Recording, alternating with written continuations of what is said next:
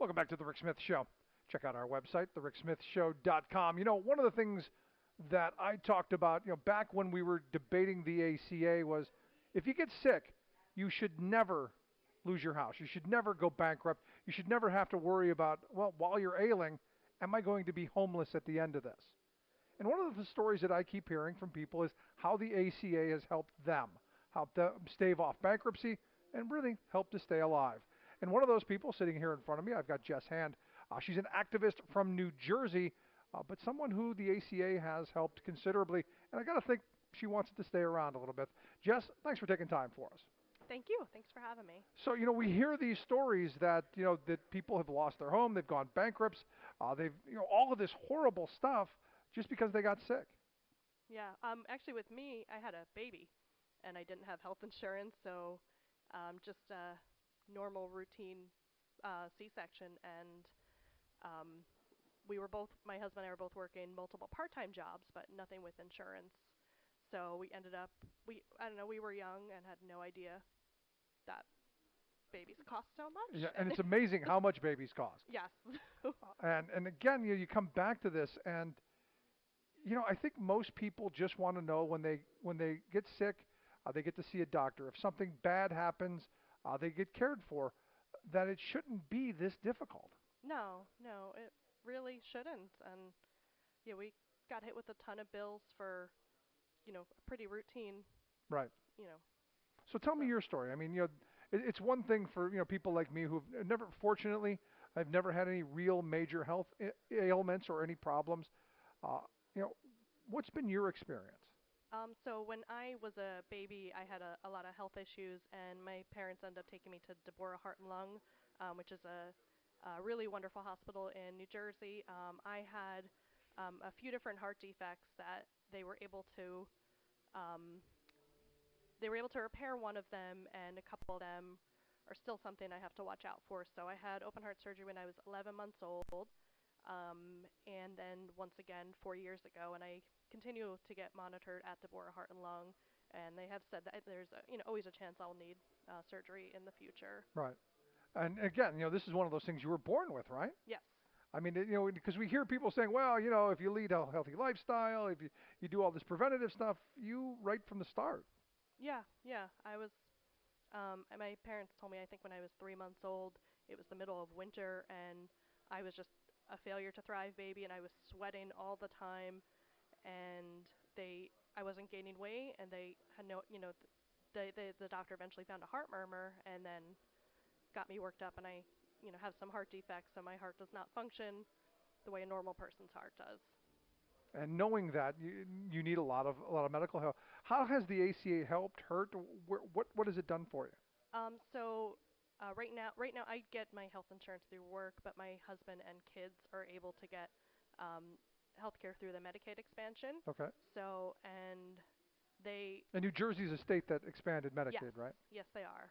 So, which is great because every year we would kind of struggle. There was, I think, about a year where the kids just didn't go to the doctor. And that's not good for kids. kids. No. We were behind on vaccines for that reason.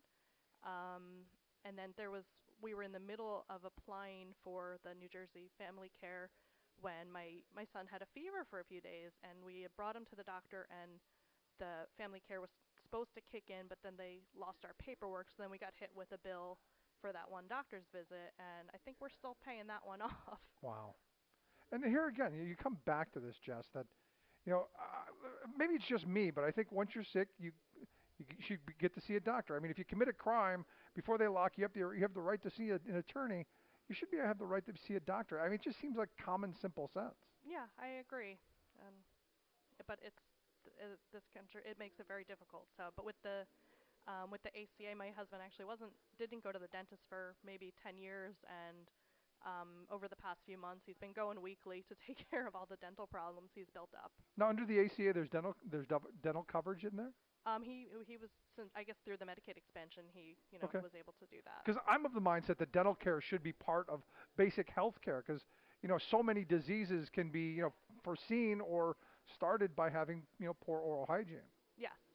Yeah. So because I get a health insurance through work, but I don't have dental right now, and so with heart issues, you do need to be careful with your teeth because if you have infections in your teeth, they can go down to your heart and cause problems. And none of that good at all. So, No. when you hear people say that they want to repeal what the ACA has brought, and look, I'll be the first to say it's not perfect, but when you hear people say we want to repeal it and replace it, and especially with the nonsense that we've been hearing, what do you feel? What are you thinking? It makes me angry.